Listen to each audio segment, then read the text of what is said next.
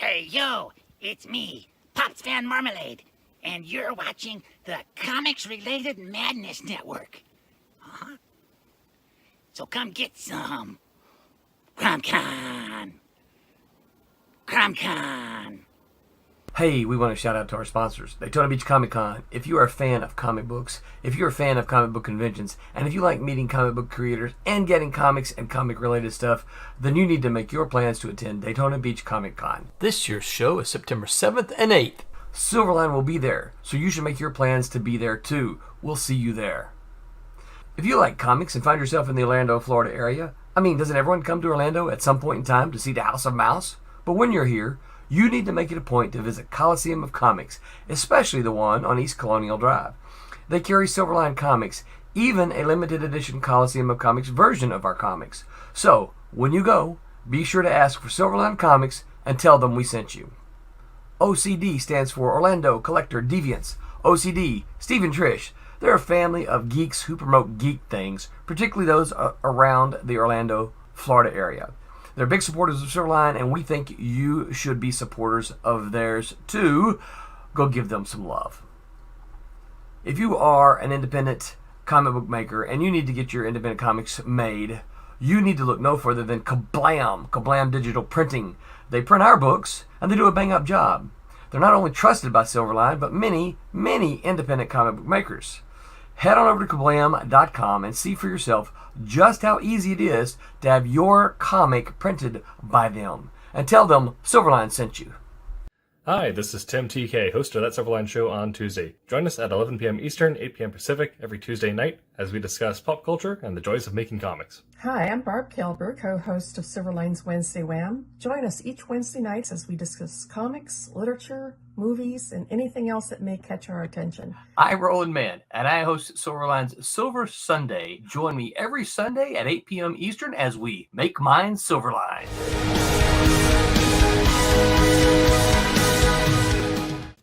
Creating beyond calculation, beyond politics, and beyond the big two. Welcome, Silverliners, to the wonderful world of Wednesday Wham. I'm your host, Dean Zachary, and we're joined tonight by Barb, Bridget Kailberg, the Empress of the Inks, Rob Davis, the Paragon of Pencils, the Superior Skeptic, also known as Aaron the Contrarian Humphreys. One of the Wizards of Wordplay is here tonight. Lord Boyle. The other one's coming. We're missing Scott. Is he on the way? Well, yeah, he'll be here eventually.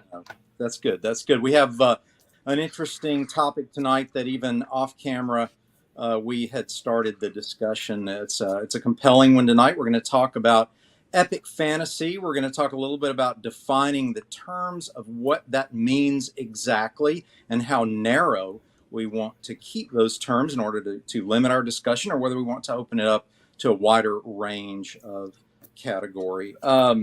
Just to get started, one of the questions that occurred to me to come up with this topic was quite simply that we had quite a few successful epic fantasy franchises in the last 20 years or plus. We had Lord of the Rings, which then spawned The Hobbit, then Rings of Power.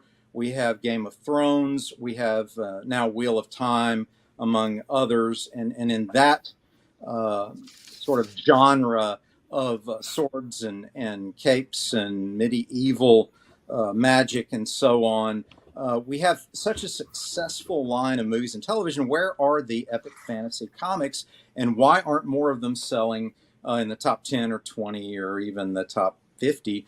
Some of the discussion pre-show led to the suggestion that there were some epic fantasies that were selling well and that we may not have even considered as epic fantasies. I want to start with our Empress of the Inks. Barb, you brought up some really good category idea openings there. Why don't you talk to us a little bit about that?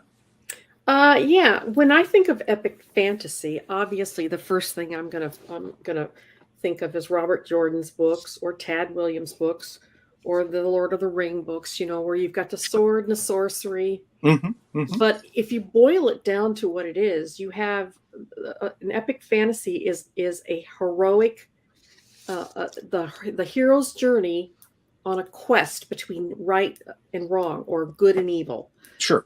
So does it necessarily have to be in a medieval setting, with the Right. capes and the horses and the Sure.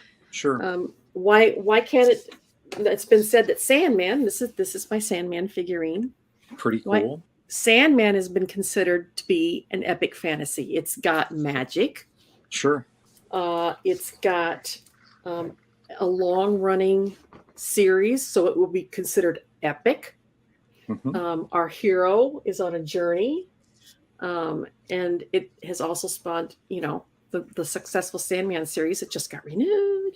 Yay! Yeah. Yay! Uh-huh. That's How- an how- interesting point. I like that you bring that up. The parameters that I set up were primarily specifically to get to the core reason as to why the fantasy that you described that we would consider as Tolkien and medieval fantasy, why don't those comics succeed as well as the movies and television do? So I do appreciate that wider Reads anymore? category definition.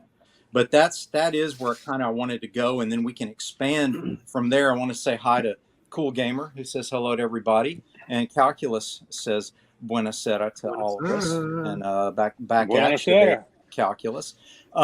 So that being said, I like the idea of going wide with it. The problem with that is it kind of takes us off the rails to a different discussion. I really do want to get to the core root, because maybe we can figure out how to get some epic fantasy books in the top 20.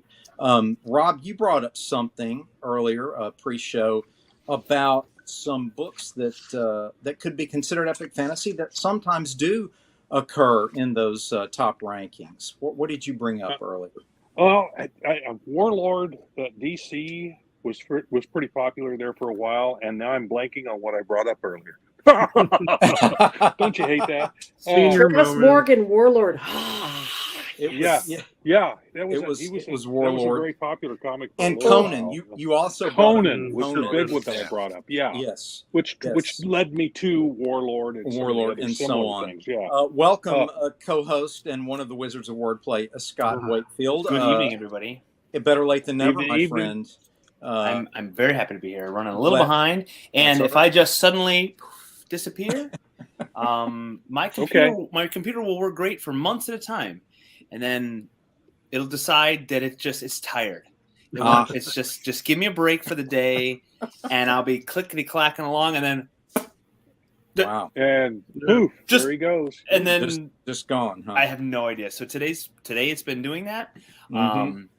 I've purged it of files and done the And rebooted. safe mode and reboot. Cleared and your browser history. The Long as you PRAM. rebooted, Which cleared is the my history. answer to every problem with a computer. Yeah, turn it Reboot, off. man. It wants. Reboot. It's forcing me because it just done, and so it restarts itself and it says your computer was restarted because of a problem. You want to report? No, I'm going to ignore it Yeah. because there's no point in reporting that 1,000 times. But So anyway, yeah. I brought up, what I was in the middle of when he popped in, like So rudely interrupted. I timed it. I was watching. Yes, I did bring up Conan because that popped into my mind. That's essentially an epic story because he's got. There's even when the original Robert E. Howard stuff, he actually had a story because he starts out as a lowly thief and ends up a king by the end of his sojourn. So yeah, he's got what Barbara's talking about. He's got that hero's journey. Sure. So, but it also deals with magic and it deals with swords and it, Mhm. and all those elements that we were talking about earlier. So I would say that Conan, which it has been a big seller for several different companies now, and I don't know if he ever made the top 20. I'd have to go back and look, but I bet he has it at one time or another, at least broken into the top 100, if not Sure. the top 20. Of course. So, that's an excellent Yeah. example, Rob. That's an excellent Yeah. example of something that doesn't occur to us off the top of our head when we speak of epic fantasy, but it certainly fits the category. I wanted to also look at Calculus' question. Would the Realm from Arrow Comics be considered an epic?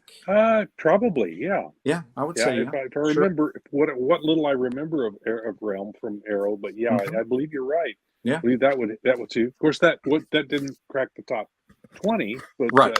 but so the question tonight is, what would it take for it to crack the top Yeah. 20? What would it take? What impact or what component of the epic fantasy that we are narrowing the discussion to this evening, the Tolkien-esque, the Wheel of Time, even Chronicles of Narnia by C.S. Lewis fits into this idea of an alternate world that is similar to our historical world in terms of its medieval elements. What would it take for those stories to match their equivalents in movies and television in success? What are your thoughts on that, Scott? Since you arrived late, we're going to put you on the spot and in the spotlight. Oh my! So can you say that once more? What would it take for them to match? What's that? The financial success and popularity of their movies and television counterparts. In other comic words, book form or book in form? comic book form, in terms of my. Why aren't they in the I mean, because one would think, well, look at Game of Thrones, it's a wild success. Look at Lord of the Rings, wild success. Look at even Wheel of Time, it's a wild. And then there's no equivalent. I've been pondering that, and I don't think I'm wise enough to come up with a good answer because I can't figure out. First of all, I mean, there is a disparity between popularity of course, movies, of course, books, and comic books. We get that, and that's something we talk about a lot. Like, how do you get more people to read comics, and how it ebbs and flows. I wonder in the fantasy genre if we are ebbing away. It seems like, and I haven't done tons of market research, but this is all my little bit of anecdotal watching. It seems like we're ebbing away from superheroes. Just like westerns have their time, sci-fi has its time, superheroes has its time, vampires have their time, zombies. I wonder if fantasies are, because Lord of the Rings was 20 years ago, the movies, that is, so as far as pop culture prominence, this might be the time for the comic book world to jump on that and get. And I really think it could visually, because you are limited with your depth of prose that you can't get with like a Tolkien novel in comic book form. The Game of Thrones is wildly popular. Wildly popular. But in the comic book form, in the comic book form, you could. I mean, the art would need to be incredible. That's my thing with the fantasy world. I think you're right. I think you're right. I think that's what it would take. And it's not buildings and straight lines. I would feel something I'd gravitate toward would be that classic early Tolkien illustrations. And I don't know artists' names, but even the Alan Lee, Howard Pyle. The Brandywine illustrators. Yes. Yep. And even getting into the 70s, the Hildebrandt, the guy Tim. Yeah, the Hildebrandt, the other posters, on the calendars. The Hildebrandt brothers. Yeah, absolutely. Calculus says, I feel like some fantasy readers look down their nose at fantasy comics. Interesting that it could be a little highbrow. Where they're with the original. There's a little snobbery among the literati and the shall we say, I don't know, the extended pinky tea drinking crowd that may look down at such, sullying the content with something such as a comic book. However, some of the classics that have been made into comics did okay. There was a line in the 90s called Classics Illustrated, where some of our classics from our classic writers like, anything from Treasure Island through 20,000 Leagues Under the Sea to all of the Time Machine were all adapted. And I think the Hobbit was even done as a graphic novel. To my knowledge, The Lord of the Rings has not. I don't think the Tolkien estate has sold the rights to a graphic novel adaptation, and probably because they would want approval, because the material has been so twisted into a pretzel by so many different interpretations. They'd want something true to the content, I would imagine. Do you think that if it was done in a fancy graphic novel type of format like Telos was, that it would be more acceptable Yeah, to totally. to the scholars. And I think Barb, on that same line, I would think if we could keep. I This is feel big. like whenever you adapt something, there's almost always a dumbing down of it. Sure. And if it's adapted for television or if it's adapted for movie, it's always trimmed down. So yeah, if you're really invested in fill in the blank fantasy novel series, Mhm. and then they trim it down, you're gonna wonder, well, what parts did they chop out? Yeah. What's been ruined? I feel like there'd need to be a really good job done of it. Like, if someone could really invest the time and energy Sure. to making really not missing anything, and that's Right. tough. That's budget wise. Wow, you have 500-600 pages of paper Right. to tell a story. How many comic books would it take? How many comic to books? tell It's- the yeah. Lord of the Rings? Wow. You'd have to It seems condense like, it. it Yeah, seems like to me that graphic novels seem to be more acceptable to the literati than Yeah. floppies. Yeah. It's Yeah. Oh, the- yeah. the Yeah. graphic. So okay. Yeah. So let's. It seems like a better investment. It's a better investment. Let's review here. We would think that number one, graphic novels may be accepted more for adaptations of literary epic fantasy. What about if the source material was original? Let's say someone just wanted to do the style of Wheel of Time, Game of Thrones, Tolkien, C.S. Lewis, the style, but not necessarily that exact content.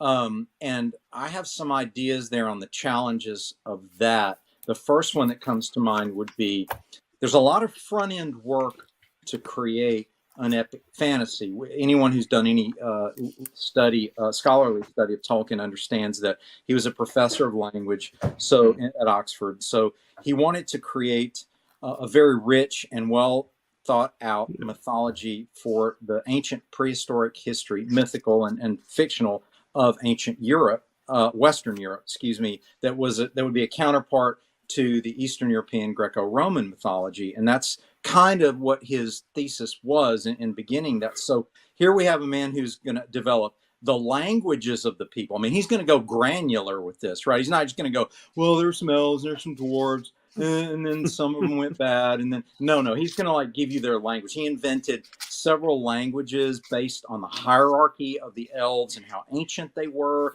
et cetera, et cetera. And even along the lines of anyone who's traveled to Europe knows there's a dozen names for the same place. We don't have that here, right? Our country's so young. We don't have, we're 250 years old. We don't, Well, in some cases we have two names because of Native Americans, but yeah. Certainly two. But you go to Europe and I mean, there's New Amsterdam and there's half a dozen names for the same place. Yeah. And so Tolkien even addressed that in his granular level of mythology.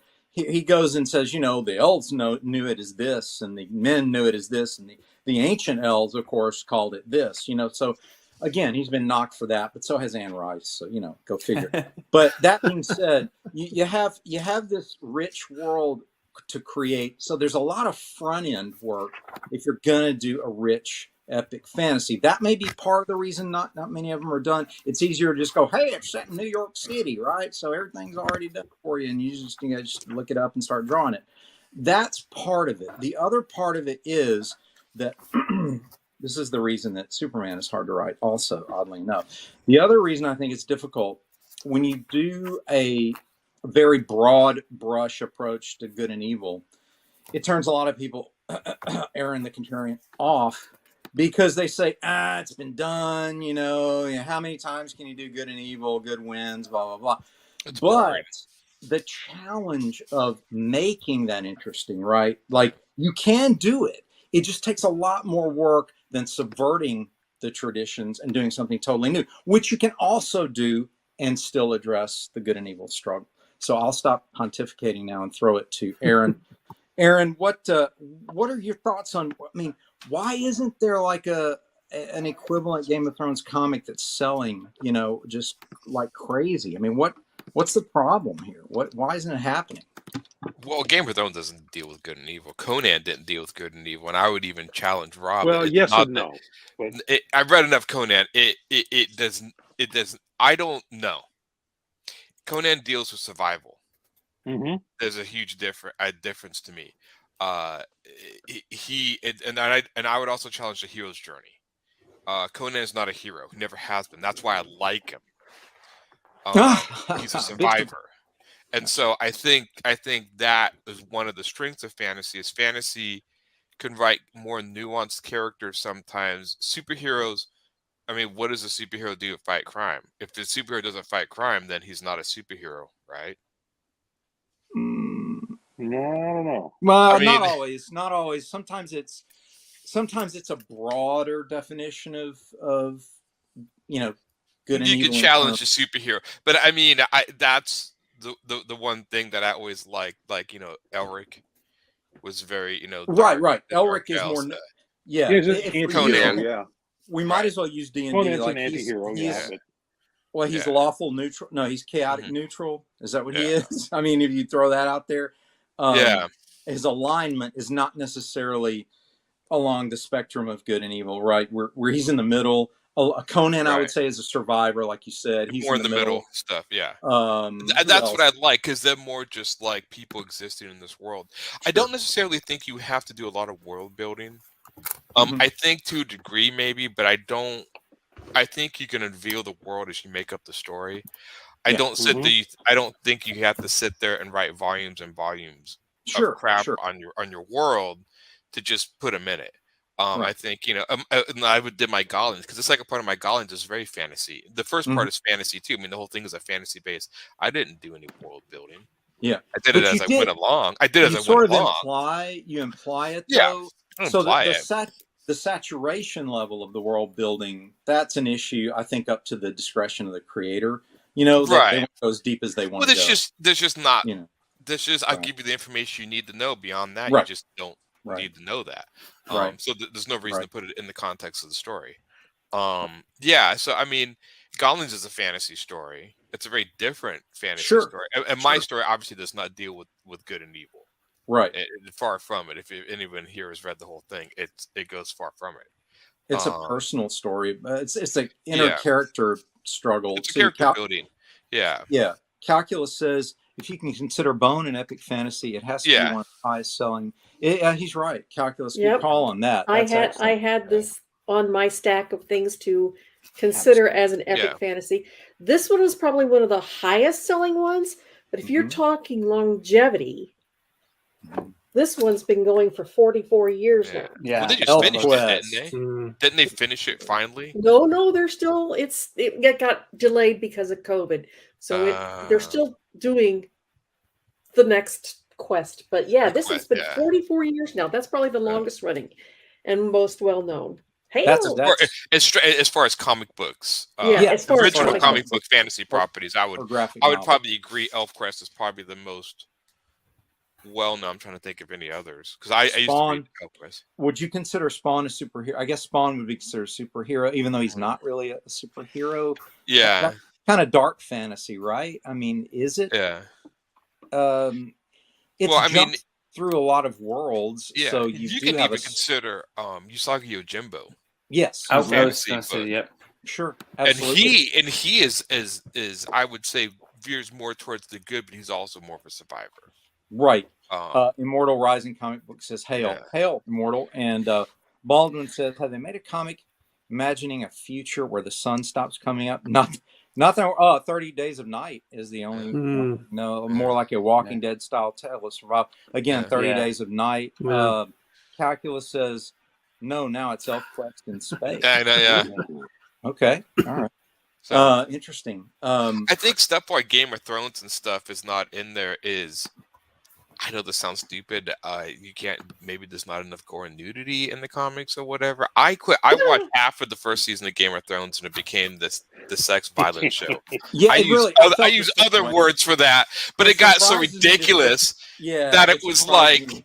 Yeah. It was funny because it was like, well, we're gonna bore you with these politics, but she's naked, right? So you'll pay attention. That's what's all good, right? And Yeah, we'll I throw a thought- little incest in there just to spice it up a Just bit. to- I I know. thought- So I that thought it became was. ridiculous. It did. I thought it was licentious and overly Yeah. gratuitous in terms of its use of sex and violence. Brilliant. Yeah. Current. Oh, I love that word. Thank Good you, word. Rob. Rob, That's Ooh. all right. I got that when I did Scimitar. So, dude, said it was career. Chalk one up for Rob. Excellent Yeah, word, though. But see, The the thing Witcher is about it, also. what's I this? mean, the Witcher, and the Witcher Yeah. does have comic books of it Yes. too. Does it really? Oh yeah. Dark Horse publishes Witcher comics. Oh. Was it Baldwin done first says- as a comic, or was it No, it was a the novel. comic? It was a book. It was The a Witcher series. was a book series from Poland. If Yeah, I'm the not mistaken. Poland. That's right. Yeah, good luck pronouncing his name. Yeah. Baldwin asked the question to you, Rob. What is this man inking in the bottom right? Your mom, I would assume. What? Wow, that's gonna make friends. Now you know why he's there in the contrarian. That's what I Baldwin. always say to anybody who always asks me. Oh, yeah, I know. That's very cool, Rob. That Your mom is beautiful. The word balloon will be "Face it, Tiger." You just won the jackpot. I love it. It is his mom. Okay, so isn't that Is that awesome? Mary Jane? You lucked out on that one, Aaron. You I mean, I don't want to Mary say anything Jane. bad, but your mom's really hot. No, Immortal says Spawn, reluctant dark hero. Yes. Yeah. Yes. My I mom thought would Spawn appreciate worked better when he was a anything horror overseas comic. Yeah. I never got the superhero aspect of Spawn. Even when I remember started reading it, I was like, he's from hell, and they gave him a cape and what? Like What? I didn't get any Yeah, why what's he looked going on like here? that. What's Yeah. happening? Yeah. So It's just it's the whole it's McFarlane thing. If it's cool, I'm going to If put it's it on. cool, there. man. It it's looks Put it in cool. there. Let's go It's for awesome. Rory, well, we haven't heard from you, my friend. What's talk to us on your thoughts on some of these issues that we've stumbled into tonight? Well, I think the defining of terms is super important. When I think fantasy, of course, you think like medieval Tolkien-esque. There's a high fantasy and a low fantasy, so somewhere in between there, where in the high magic is occurring often. In the low, it's like not very often at all. It's super either taboo or just so rare you don't see it very often. So somewhere in between. Fafford the Barbarian type thing.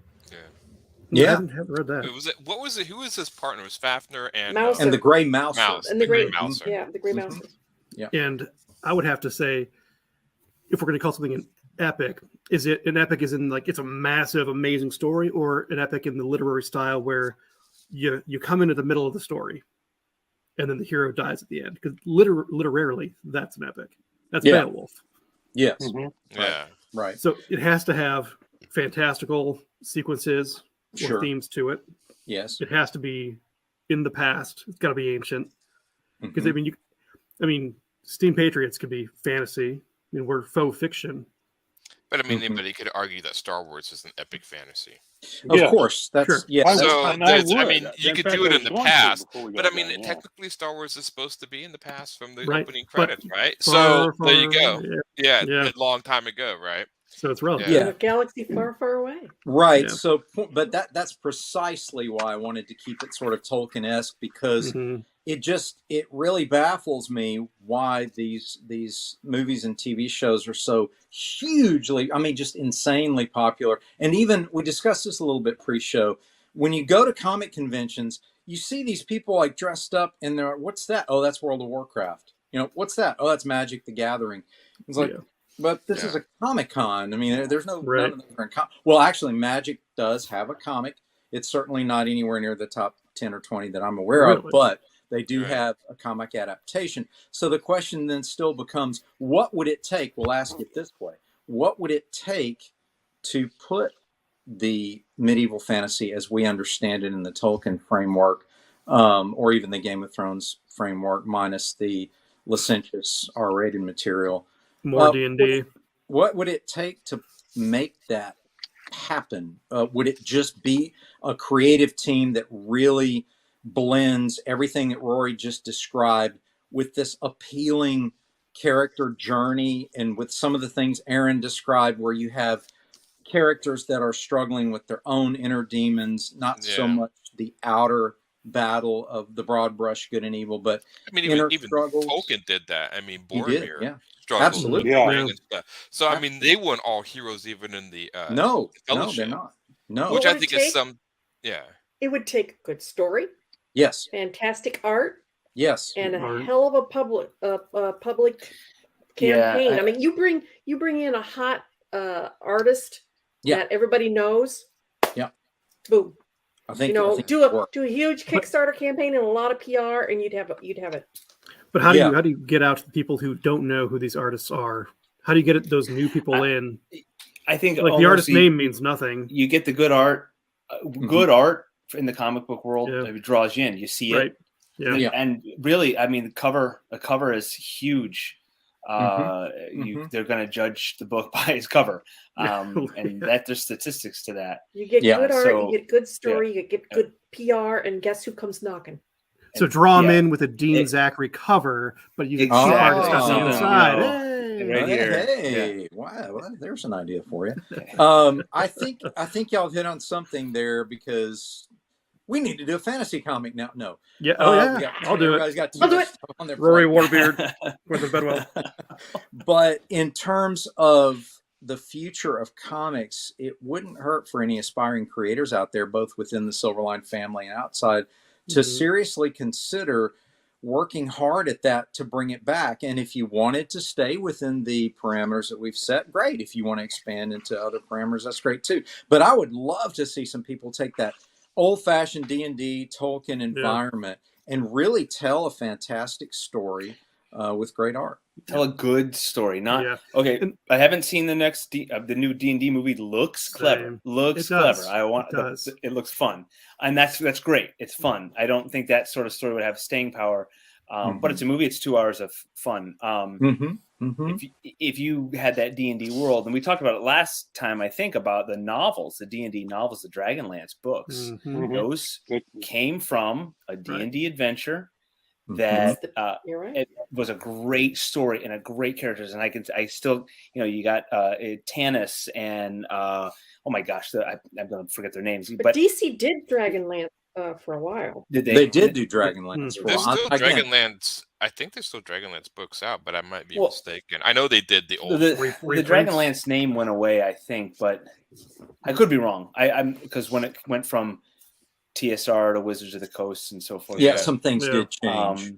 But the same idea of what Barb's saying, a deeper story than kind of the hokey archetypes of a fighter, wizard, mage, a dwarf with an axe, and make it stereotypical. If he's got an axe, make him. He must have a Scottish accent. They've almost become caricatures at this point, right? And it's overdone, and the Tolkien stereotypical characters are all in every video game and every and every video game you can pick from the scantily clad woman, the muscular man with a sword, or the dwarf with an axe, and those are your choices. And your mage, don't forget your robe-clad mage, or cleric. Get raised on the mage. But make it much deeper. I think that's what it would need, and it would have to appeal. I think it would have to appeal for the staying power. I think it would have to appeal to an audience that wants a little bit more of a deeper comic. If we're talking big, I think so. Big world, not just hack and slash. Well, I think also be imaginative. I'm not sure if I'd even do the Tolkien stuff. I mean, the big game this week is God of War. That's based on history, but that's imaginative. I think if you're going to do fantasy, use imagination. I mean, you could take Tolkien, but you're almost dividing a fan base. In other words, this is the same reason why I used to have friends like, I'm going to make this space like fantasy, and it's going to be like Star Wars, and all the fans are going to keep running. And their flaw in thinking is that these Star Wars fans are going to leave Star Wars and come to your stuff.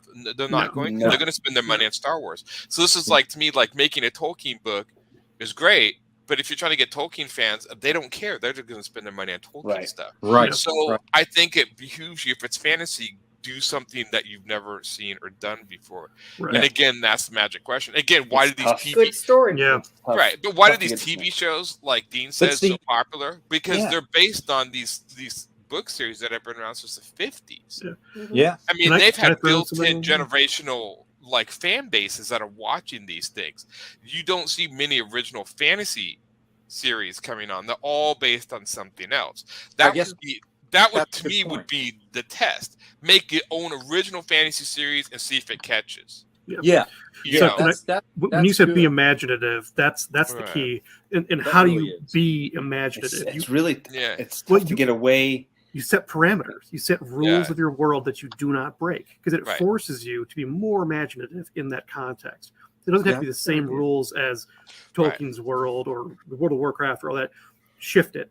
Yeah, Make you it can make different up your own rules. stuff. In other words, make a world of comic that you can only get in the comic. I mean, Battle Chasers is a classic one. Now, Battle Chasers is heavily influenced by Final Fantasy, because Joe Matt is playing a lot of that. Yeah. But again, he mixed American medieval fantasy stuff with this sort of sci-fi stuff, and it worked. I mean, was it the art? Maybe, but I think he created a compelling world too. But he was imaginative, and I think you can get imagine. I mean, one of my favorite films of all time is Never Ending Story, and that's not based on Tolkien or anything. That's completely, So I think keep out the stretch imagination. Legend, right? I think you can push it, and I think that's. I mean, especially again, I've said this many times.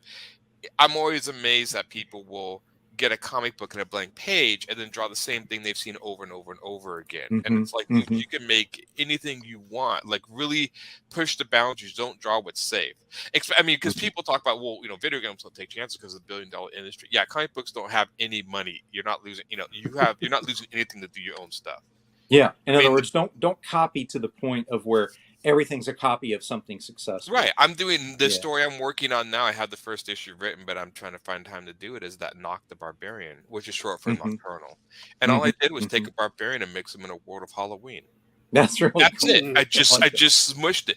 And as simple as that. It doesn't have to be these grand, multifaceted. Just take two things you like and smush them together. You'd be amazed what crap. Well, yeah, I've got a whole world too that I'd love to write too. It's called Urban Myth. It's taking all the fantasy creatures and throwing them into modern times, and they're in a police department, and they're do it. Yeah, well, it's a matter of time, that. and you've got tons of time. There's nothing else going on. You're retired. Kidding, of course. Yeah. Well, let's see. Immortal says it's the PR problem. That's part of it for any new original concept is getting it out there, getting enough PR. Calculus says comic about a wereturtle. That's curious. Kind of like that. Well, that's a mashup I can get behind. I have a More to rise, about a rising hot indie artist hoping to fill a need. Hey, there you go. You're getting there. Did anybody see Cool World? That was kind of Calculus. Don't forget skinny guy who cries after every battle with a bow. Wow, there's some heckling going on there. You need to set a hard magic system. Yeah, don't keep pushing it like Star Wars with the Force or surprising people with what it can. It can do this now. What? Set some concrete rules and solves stick to them. every problem. Yeah. I actually would argue against the hard magic system. My Godlings has magic in it, but when you get right down to it, the magic they're doing is just controlling molecules and controlling matter on a molecular level. That's it. It looks like magic to you because you don't know it. I don't know. I mean, I know there's hard magic systems. I don't know. To me, I almost argue that fantasy doesn't even need a magic system. True. No, not necessarily. No, I think he's saying if you're going to have it, stick to something and don't make your magic right, because I mean, like that show Never Ending Story. I mean, there was not really magic in that story. I mean, there was no magician. I mean, you could argue the magic is subtle, but there was no hard-based magic. I mean, there's no wizards or whatever. Let me bring this up. Did it bother anyone that, like in the new Doctor Strange movie, you didn't know the magic was so powerful and so reality-altering that it becomes like when the volume is turned up to distortion, it was just ridiculous. Like anything could happen, so anything did happen. So where's the tension? Where's the drama? Where's the risk to your character? When the magic becomes a Deo ex machina, then it's not fun anymore because it can do anything. It can do anything. So then we're in this horrible situation. Yep. Ding, ding, ding. And if I really bear down, I can do it, and it solves the problem. Yep. Yeah. Well, You know, we need a montage. Yeah, and we need a montage. And I relate this back to one of the best moments of Fellowship of the Ring is when Gandalf is having trouble opening the gates of Moria, right? So Right. it's hard for him to do. And even, Boromir's like going, well, if you're going to bring a wizard, at least bring one that can do something. And you're standing around team of wizards waiting for this guy to open this door. And he was just opening a door. It wasn't like Doctor Strange. Oh, I'm going to alter reality and open a portal. I'm going to just open he could have just blasted it open, but no. I almost like the simplicity of that puzzle. What it does is it brings everything down to a personal level, which is why he spent so much time with the hobbits in Hobbiton, right? Mm-hmm. It's like, if you're in the Shire that long, a lot of people go, it's boring, let's get out of the Shire. Okay, I get that. But on the other side of that argument, you need to stay in the Shire because you need to understand how all this epic stuff affects the average people who are just trying to farm and live and live out their lives without too much trouble, and how that's going to affect these little people. And, that was the core of the Jackson adaptation that I liked, was even the smallest person can make the biggest difference. That was more the doorway of messaging that the Jackson screenwriters went for. It was about being a small person doing a big thing. Rather than, hey, it's an evil wizard against a good wizard, and it's da-da-da. They didn't do that. And the funny thing is, even in like Conan, I've always liked magic systems. I mean, Conan's not a magician. Lord of the Rings, even, and he did this a little bit in Lord of the Rings, where you don't really technically know how the magic system works. Conan always liked that when he encountered magical things, he didn't really know what was working and even how it worked or what he encountered. There was that sense of mystery that there's certain things that are never going to be explained. I like that. Yeah, I don't think you need to explain a magic system like a D&D rule. Like, okay, if he says this, I mean, I think if it's a purpose of your story, if your main character is a wizard, yes, I can see having a hard magic system and explaining that. But if he's encountering magic and not a magician, you can keep it mysterious. And I think it actually works better that way. It does work better. I want to congratulate Hart Fisher with the best comment we've ever read. You guys are right. Yes, Thank you. correct. Yes, we are. I agree wholeheartedly. Yeah. Calculus says, I don't care how small the room is, I cast a fireball. Isn't that true, right? What's the area of effect? Who's in the front? Let's see. Hart says, I hate the way magic is portrayed in the Marvel films. I agree, Hart. I hate the way it's portrayed too. It's just whatever happened, whatever needs to happen. We're doing we can make that happen. I mean, didn't Doctor Strange actually have a limit? Didn't they explain his magic more in the comics? I never read more. Yeah. Well, I didn't read a lot of it, but my understanding of his magic was it was limited. It took a toll on him. And also there was always a huge payment made for the larger the spell, the bigger the payment. Well, that's what I like I said, I mean, I've talked many a time. I'm not a fan of the Marvel films at all. So I mean, I just think we could bash Marvel for the whole rest of the show. But I do think Marvel is more. I mean, I can see what the the bean counters are basically thinking. They're like, do you need to think about this magic system? Like, no, more crap, more pizzazz, more visual effects. Who cares? More fireworks show. Right. It's long as you just keep throwing stuff in their face, they're not gonna. This is why so many people come out of Marvel films like, what happened? I don't. Wait.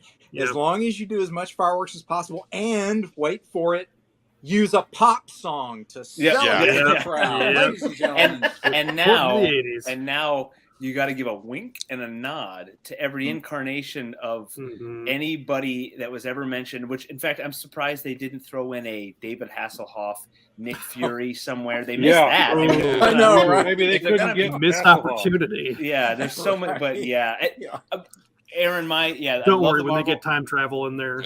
Iron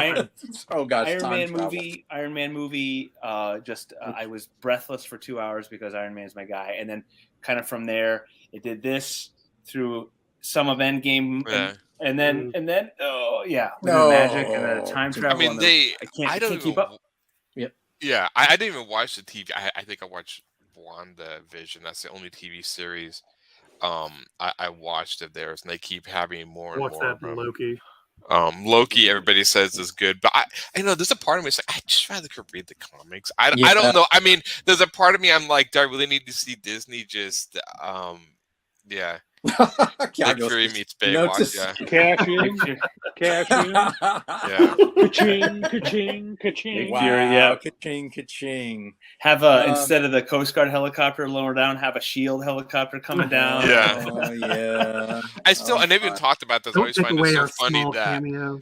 David Hasselhoff with a cigar. With a cigar. Not in the comic book, no. And, not if it's and Marvel. in his swimsuit, in a red swimsuit. Yeah. Oh, that'd be awesome. Yes. Yep. Well, I still can't figure out in the Marvel, and I've talked about this many times, why S.H.I.E.L.D. is so advanced in technology. Like, their technology looks like magic. So does Iron Man's technology. And the rest of the world has none of this. Nothing. Right, like, it doesn't bleed into it. Right. Like, if somebody invented the ability to do nanotechnology in the scale of Iron Man, that would revolutionize the world. The fact that it doesn't just makes Iron Man the biggest beep in the world to me because he's hoarding it. And S.H.I.E.L.D. It's supposed to be because it's so expensive. It can't. It wasn't that the Michael Keaton right in the for Vulture?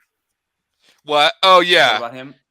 It was like all the like leftover technology from battles they would go grab. Yes, that's right. The reasoning behind Iron Man was that it was so expensive that it was cost prohibitive to be the common usage. And if he has it, then he's not special anymore, and he can't. Yeah. The nanotechnology.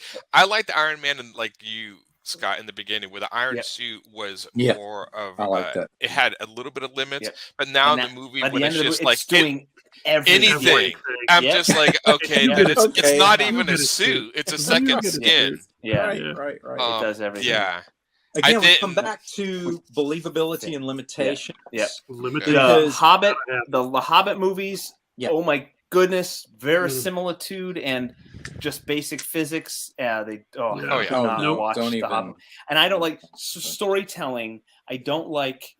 I've mentioned this before. I don't like when our heroes are lucky. There is a bit of you can have an element of luck. That's fine. I don't like when they get out of a fire through no act of their own. But then, like the Hobbit movies, they needed to fill. They turned a 200 and some page book into 9 hours, and so we get to watch 13 dwarves in the lucky Hobbit tumble and fall and roll and duck and swing. Yeah, and I got just the same thing out of the original Lord of the Rings.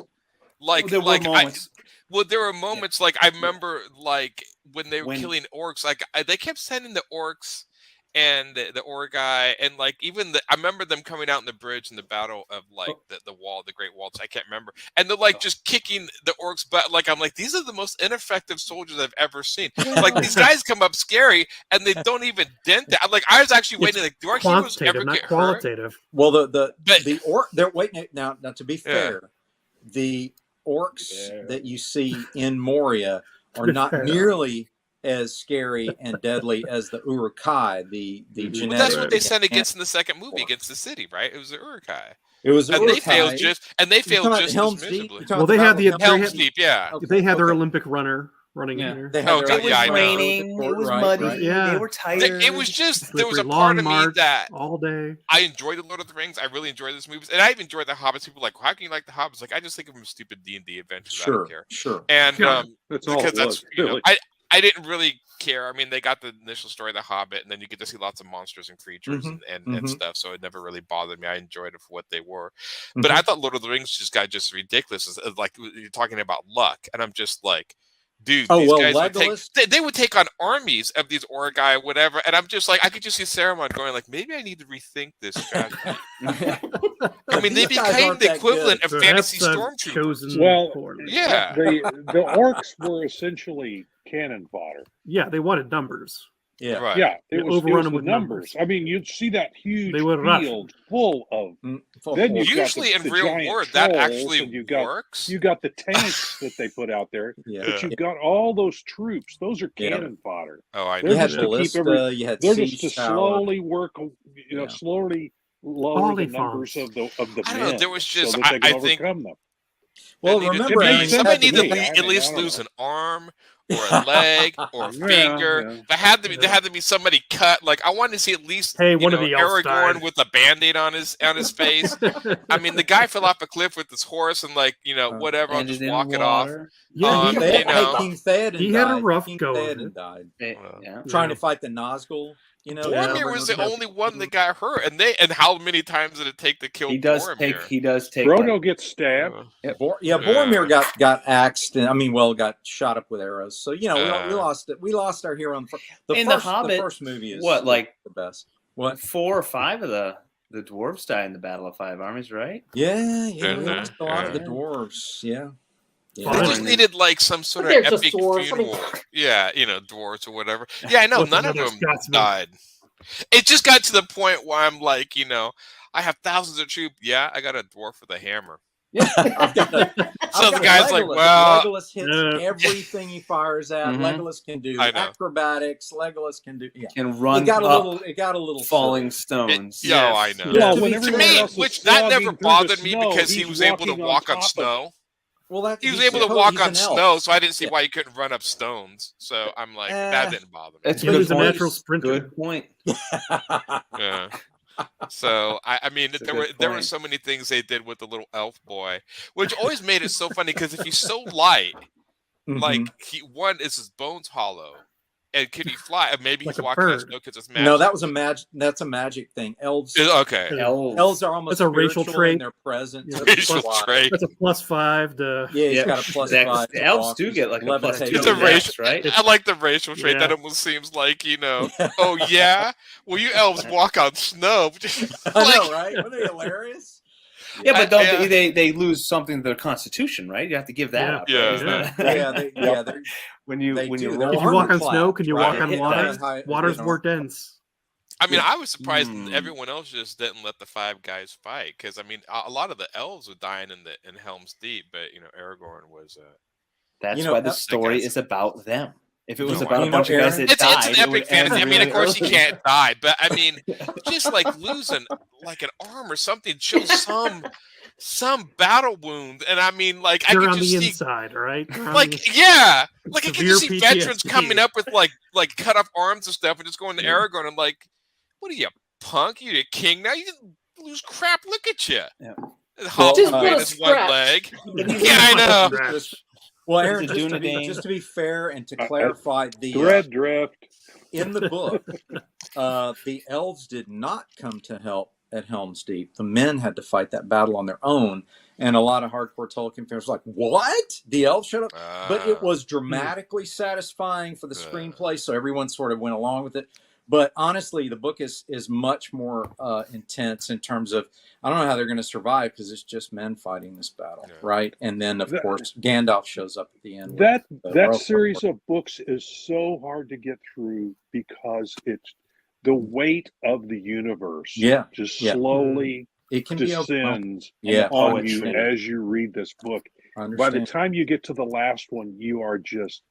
Yeah, you're right there with Frodo. You're beaten down. You're dirty. Your fingernails are full of grit, and you're just ready to, just throw the damn ring in the fire. Let's get this over with. Get rid of it. That's the way the books are. It's just, it was very hard for me to read those books because they just beat you down. Well, to me, I compared it very much to the Odyssey, the Iliad, which is based on. I mean, he wrote them like that, especially intentionally. He was he was trying to create a prehistoric mythology for Western Europe. Exactly.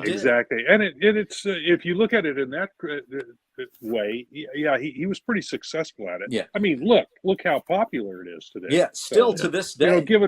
Give it a couple of hundred years, it may be looked on as a mythology. So I admit I tried to read Tolkien.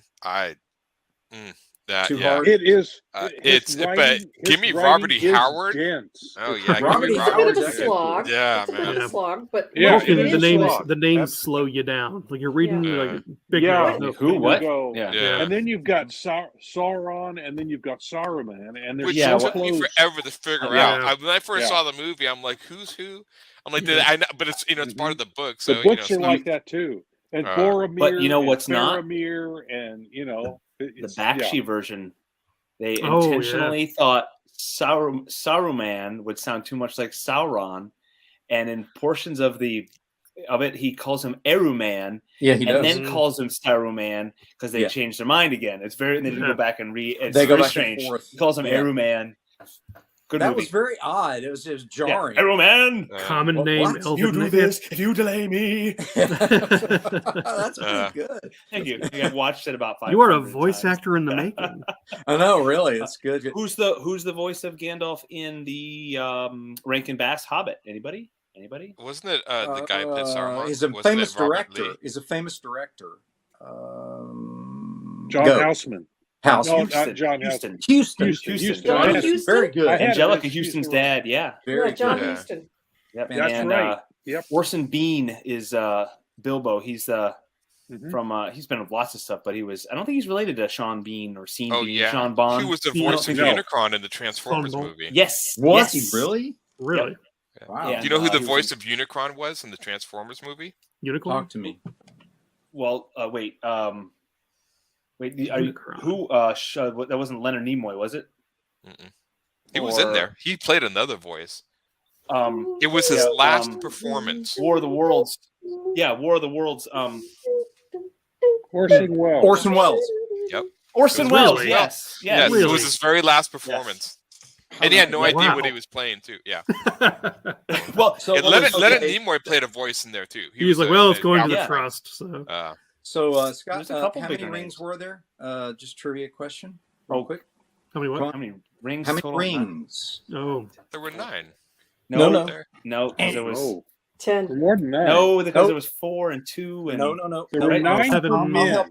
I'll help There you were out. 9 for men. Long ago, in the early years of the Second Age, that's good. the great elven smiths forged rings of power. He's reading this. It's not For memorized. mortal men, 7 for the dwarf lords, 3 for the tall elf kings, and then the Sauron learned the craft of making the One Ring. Right. And so all of us 20. just had visual mental images of the opening. Yes, of indeed. the animated. I've That seen was the five. animated. Everybody The in Ring of between Rings. Bohemian Rhapsody, I know, right? V's. Yeah. You know? So but again, you've got that world and the ability to streamline that. I have my hats off to those poor screenwriters to go through this thing, right? man. And you have to streamline. Did you it guys down. watch that Ring of Power series? I never haven't watched yet. it. No, I haven't. Yeah, I two haven't. episodes, yeah. Okay. Lost. Yeah, I don't know.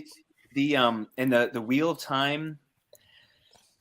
I've only It's a famous I don't know- book series. Yeah, I had the a book- friend that was really into it, and she I did from She like seemed the to like the 90s, like series. all the way. When did it start? Like early 90s. Yeah, Oh, but a a while long ago. time ago. I got about half of them. Yeah, And, they Robert came out Jordan in such died too. they they came out in such Yeah. years long apart. intervals that by the time the next book would come out, I would have to go back and start at Yep. the beginning to write all the way. I just No, couldn't I get into finally it gave because up. my gave up. I got a friend a little older than me. Same thing. He got into them and he would complain like, "It's been how many years since?" And then I was like, "I can't." But I have to read it. Yeah, I'll tell you the series I'd really love to see Okay. either done into movie or comic book form, and that's Tad Williams' Dragonbone Chair series. Oh, That Okay, I think- Tad Williams. He does some. yes, I've read the first.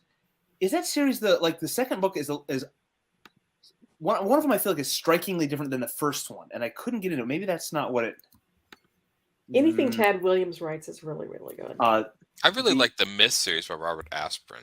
That wasn't Yes. his main series, Yeah. but that was one of the series. Yes, I think that would actually Misconceptions. make a good series because of the humor in it. I It think was that. humorous. Yeah. Absolutely. Didn't he do Thieves World? Was that? I think so. Yeah. Yes. Yeah. I think that was his more Yep. popular series. I got into the Myth series more. That was more comedic take, It and was I brilliant. could see that Sure. working well.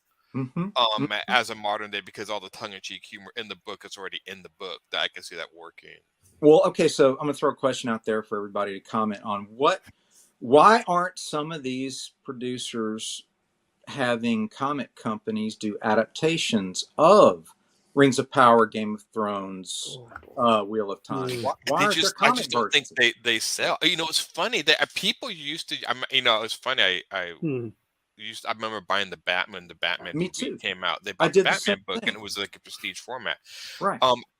Even you would think like even if they want to use as promotional gimmicks, like Of free comics, or course. so, but That's not again, how it works. That's not how it works, unfortunately. yeah, no, it doesn't. Yeah, work. they want the comic company to pay them to do the adaptation. Okay, so I have a story about a comic adaptation Excellent. of a movie. So when I was working for Innovation, Those nights, man. When Okay, I you was were working for God. Innovation, Go on. when I was working for Innovation, he purchased the rights or the license to do the comic book adaptation of Stephen King's Lawnmower Man. Okay. All right. Doesn't that seem So kind of I an was weird oxymoron that the company's called Innovation and yet he bought the rights to another story? Yes. Moving So right along. it was the a company. 60 The company page. started out as one thing and turned into Turned another. to another, right? I guess so. Sorry. I'm serious. That's what happened with Innovation. It was that way, but then he got Lost in Space. He got Quantum Leap, and those I were worked making on a lot of money. I worked on a lot of licensed product. So it was a 60-page graphic novel adaptation of the movie, not the book, but the movie. We got the entire thing done. It was my inks over Stuart Ramonen's pencils. Wow, Stuart, back then even. Wow. Yeah, it was gorgeous. I mean, Okay. I'm talking gorgeous. It was all colored, lettered, ready to go to press, and Stephen King's lawyers killed it because he hated the movie adaptation. So when you're talking about adaptations of movie, you're not just talking about the movie. You're talking about everybody surrounding the book. Oh, yeah. I was in talks with a writer friend of mine was in talks with Clive Cussler. Okay. You know, the Dirk Pitt stories. Yeah. And he was a big fan of Clive Cussler's, and he was actually talking to Clive Cussler about this writer writing a series and having me draw it of Dirk. Whoa, that'd be awesome. Dirk Pitt. Dude, that would be awesome.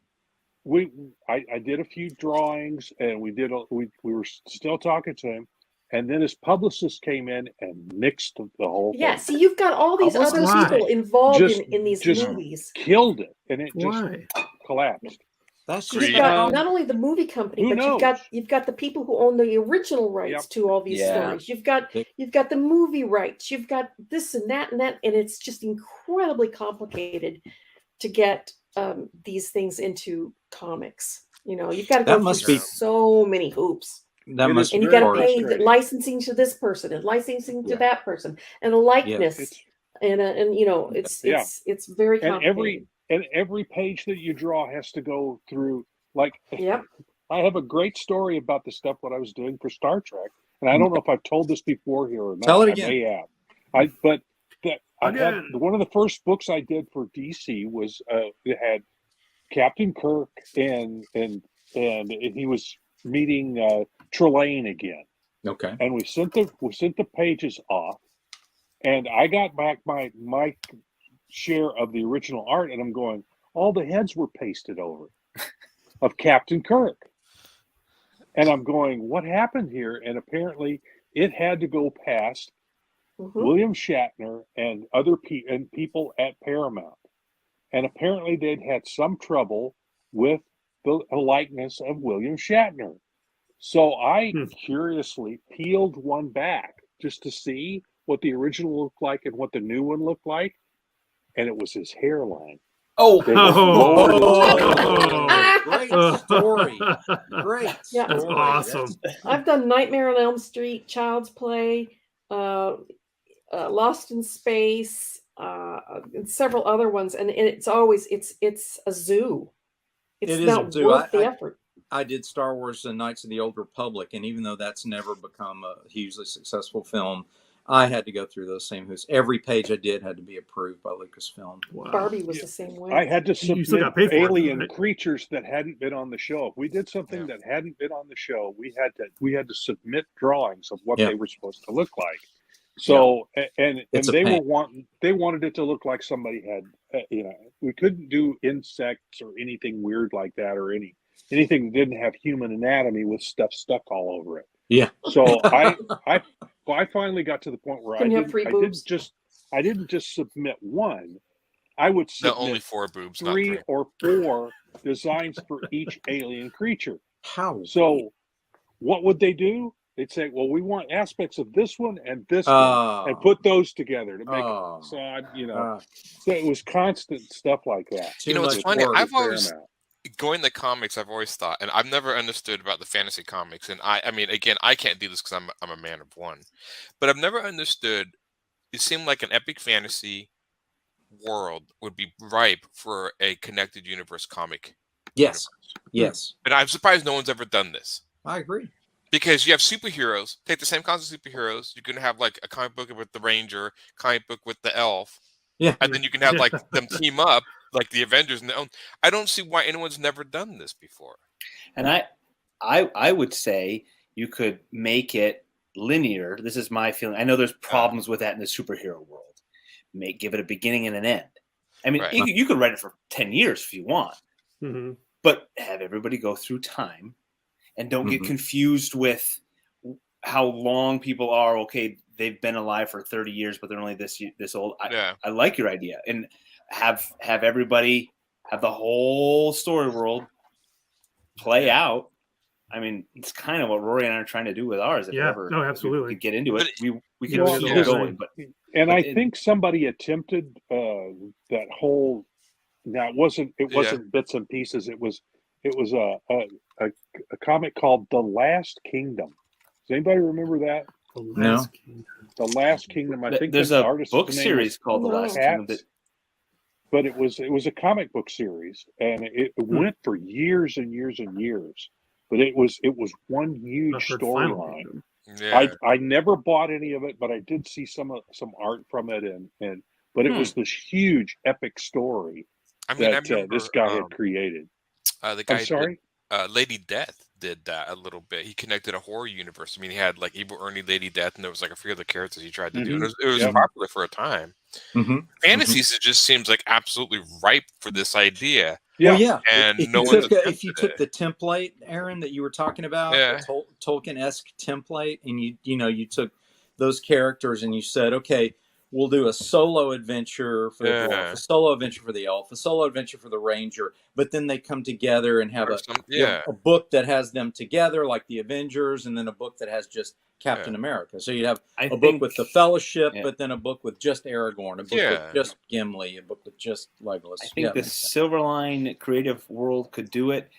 We'll make that plea out there. If you are a billionaire looking for what to do with your money, Mr. Powerball winner, whatever out there in California. Mr. Powerball, you got. I tried. I know. I know you were trying. Just a few million, and we can make this happen.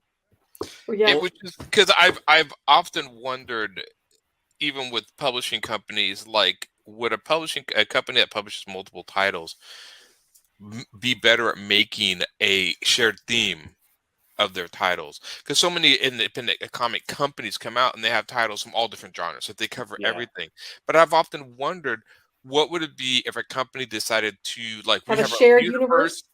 Yeah, and everything is shared in that shared universe, and that way they can market directly to their niche, fantasy, horror, whatnot. Well, we have three or four of our books that share a universe. Yeah, but I mean, like nothing else. I mean, like it's focused just on that. Like they don't like a shared universe and the other crap. No, I mean you really just focus on like if we're going to. That's the ground rules. If you're going to work for that company, it's got to be in that shared universe. Marvel does that. DC, I mean, they've got to be part of the universe. I mean, they eventually throw everything in the kitchen sink in the universe, but of course they do. Because that's what they do. Brent, welcome. Glad you're here. You're coming in on the tail end of a long discussion about epic fantasy for the purposes of this discussion, defined as the Tolkien-esque sort of, dwarf, a mage, ranger, elf, adventuring to solve a quest and so on. It doesn't have to be that, but just for the purposes of our discussion, must involve a lot of walking. A lot of why? My question, and if you were a class, what class would you be? Yeah, what class? No. My question really for you is, why hasn't any publisher decided to do a tie-in adaptation to Game of Thrones, a tie-in adaptation to Rings of Power, a tie-in adaptation to A Wheel of Time, and actually make a successful run of it as a comic book? Is it practical? Is it economic? Is it, too many hoops to jump through, as we've touched on?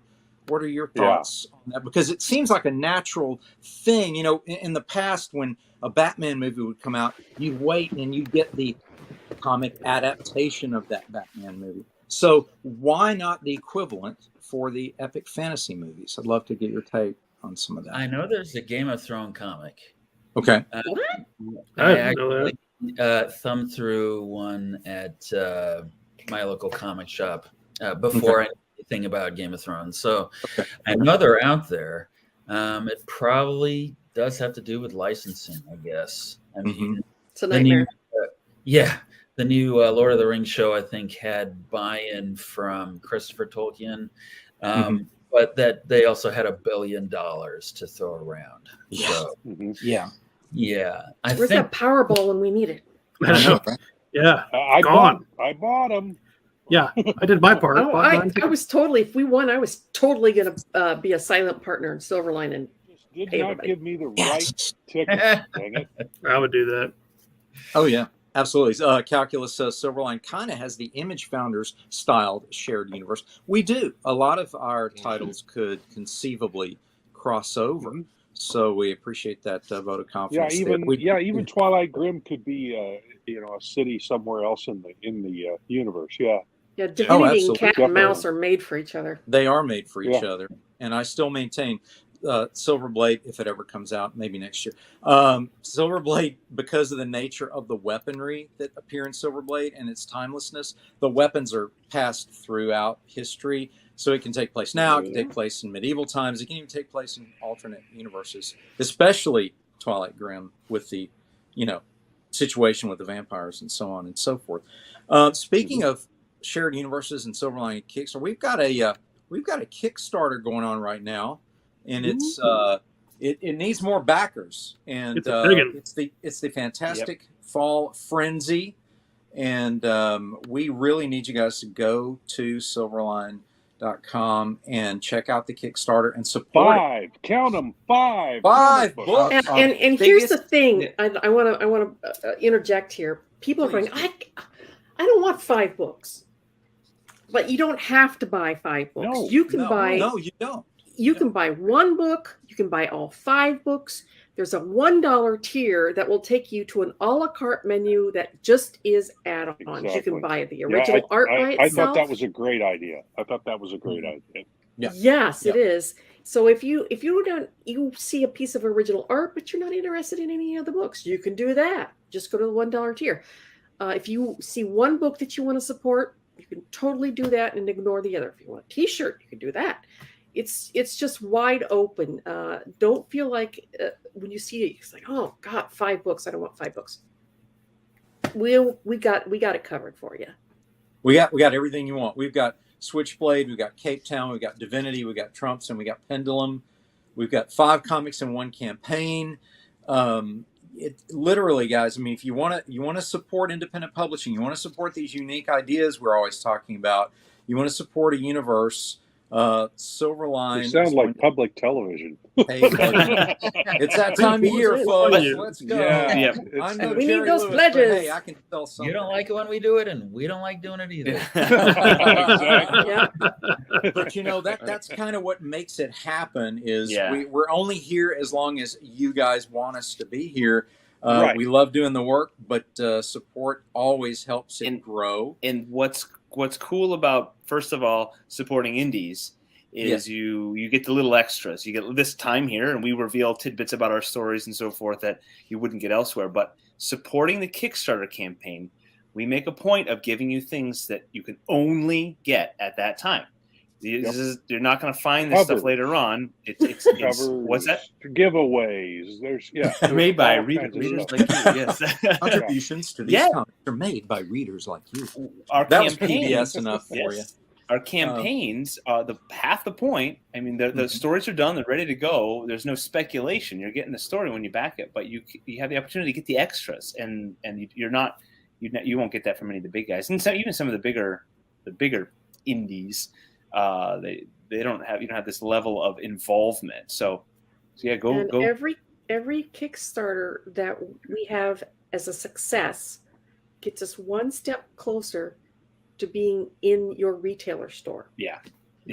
Every successful Kickstarter gets us that much closer. Yes, indeed. The brand new title, Cape Town, by Brent T. Larson. T stands for Tiberius. Some would say. I will also say that all of the Silverline bookmarks that I've gotten as add-ons from the campaigns actually help me to read more regular books. Yeah. Very good. Very good. See, there's all this ancillary benefit that we get from supporting Kickstarters. But no, in all seriousness, guys, go to the Kickstarter, put in Silverline Comics, give us some love there, and we will continue to send out creative ideas that are independent, that aren't controlled heavily by editorial. I mean, Roland just says, y'all do something cool. I mean, literally, he has not guided me in any way, even the covers I do for other than referencing the material and getting it that's right. Usually why you're still incomprehensible. Well, absolutely. Everything I write, everything he says that's dumb, and then he rewrites it. That's what happens. Weird. That's a good idea, but it's certainly something. It's certainly highlighting in Sharpie. It's got words in it, I guess. Some pictures. There's some pictures, some words. I always hear a shredder going. But when he looks at Aaron, when he talks to you, does he always do the face palm and rub his eyebrows? No, like this? Roland is that. I'm just. I think it's just meme. Looking upon me. I mean, when you look upon me, you can't help he's averting his eyes. The brilliance there. The brilliance. The stare. Yeah. As it would be. So, guys, what do we think here? After all this discussion, what conclusion have we come to? Why don't Epic Comics sell, Scott? I don't know. I feel like there's a lot that's expected from them, and they got to be really good, and they have to maintain a goodness for a long time, and they have to be quality. And I'm not saying comic books aren't quality. I feel like, though, a lot of times, and people have the perception that they get dumbed down, and then so they're going from high fantasy Tolkien or on par with that, and they're going to get distilled, and they don't want to spend their time on it. So I really feel like, and I think all comics, but Usagi Yojimbo, the art is really simple, but it's a really good story, really good. And but that, and I don't know, did that take a long time to catch on? I really don't know about that. The background. I don't know. He hit during the Ninja Turtle phase. Yeah.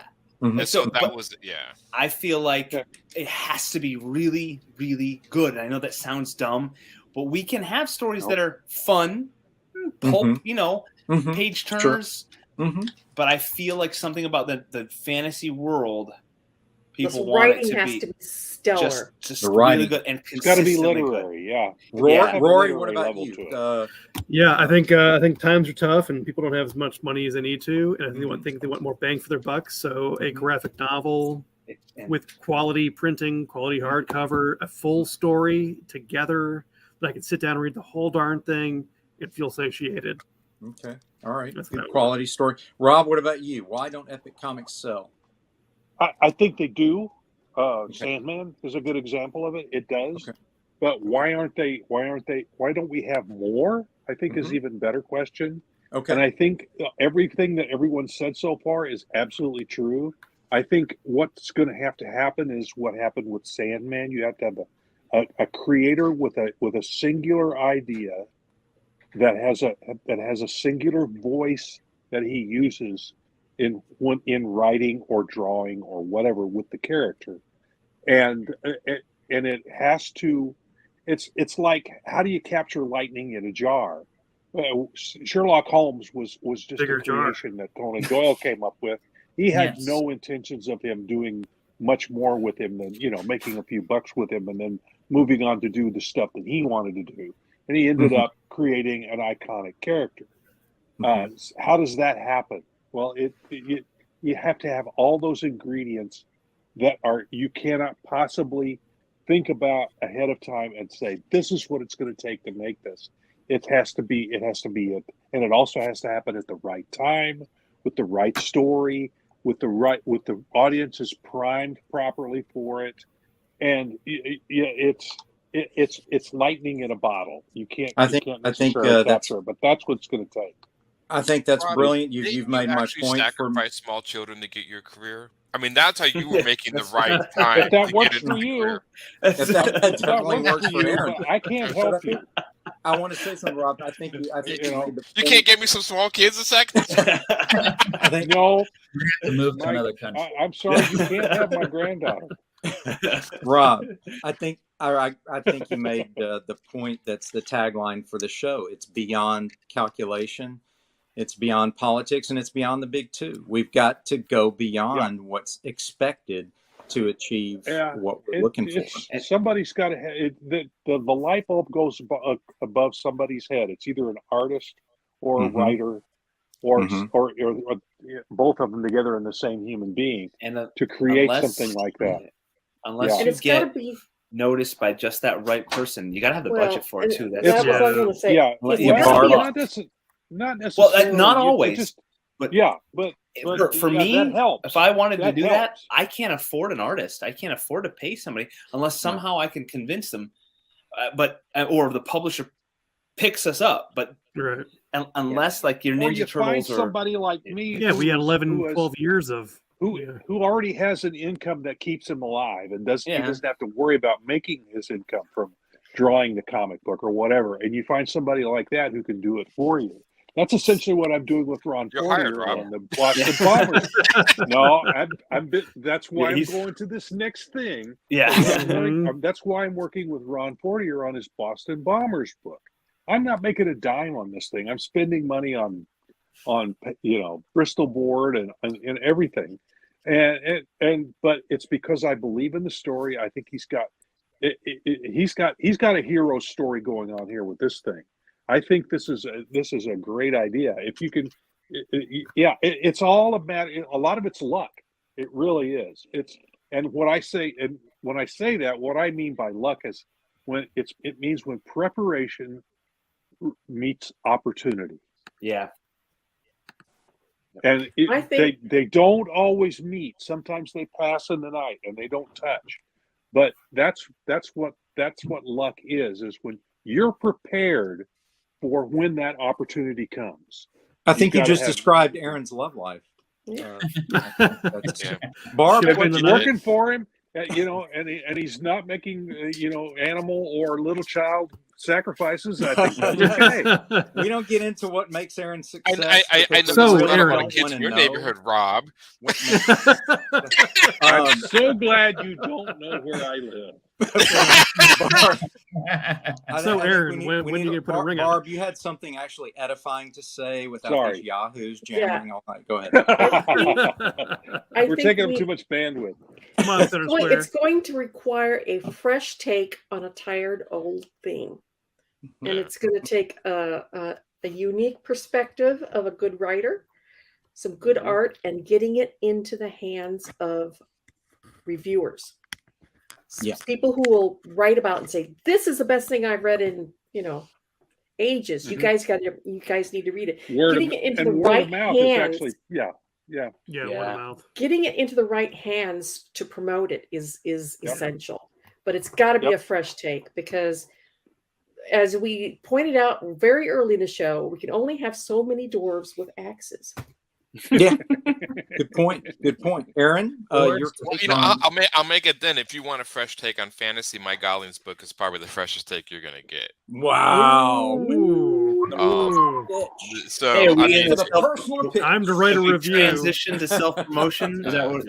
I don't know how many of you guys have read the whole thing. Hey, I mentioned Boston Bombers, so it's fair game. Okay. No, it's totally fair. Can I toss in this weekend? If you're anywhere near the southern tier, the Pennsylvania border of New York and Pennsylvania, Twin Tiers Comic Con Saturday and Sunday. I will be there, repping Silverline. I'll have Steam Patriots and other Silverline titles, Twin Tiers, and Horseheads. And if you want to look up some Revolutionary War history, why is the town called Horseheads? Aaron would know the answer to that. Sullivan campaign all the time. As long as we're self-hyping, Divinity #3 is on this Kickstarter, and Divinity. Go there. I've heard people come up to me at the last few shows and said, "I love Divinity. When's #3 going on? Going to come out?" You said, "Actually, it's at the Kickstarter now." Here's a flyer. Since we're self-hyping, I'm a pretty decent person. Rory is. I'm going to say, folks, if you're out there and you see Rory, give him a hug. All right, he's a great guy. All right, okay. Keep a hand over your pocket. Rob's a pretty good artist. Oh, here's the did that just happen EP. tonight? I mean, That's like the rest awesome. of Yeah. that, like You see it? That's cool. This man hey, folks, is click at the beginning of the stream and then slide to this Yeah. moment. that's So how if you're talented looking he for is. hot, sexy ladies on the internet, Rob's got the connection Rob for you knows how right to now. make do anything. Yeah. For the right Face price. it, Tiger. You just hit the jackpot. Calculus says losing money for the art is a pain, but it is Yeah. beautiful. That's you know what? That's poetic. Bittersweet. and painful. Bittersweet. Yeah. But yeah, I feel you, man. I feel you. Brent, your thoughts. Okay, the Not all of question them.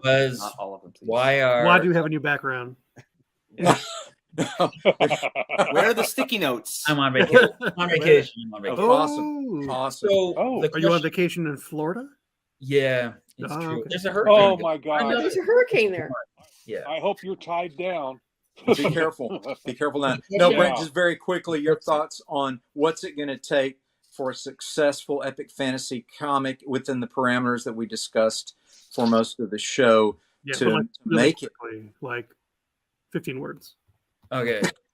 I don't think you can do it.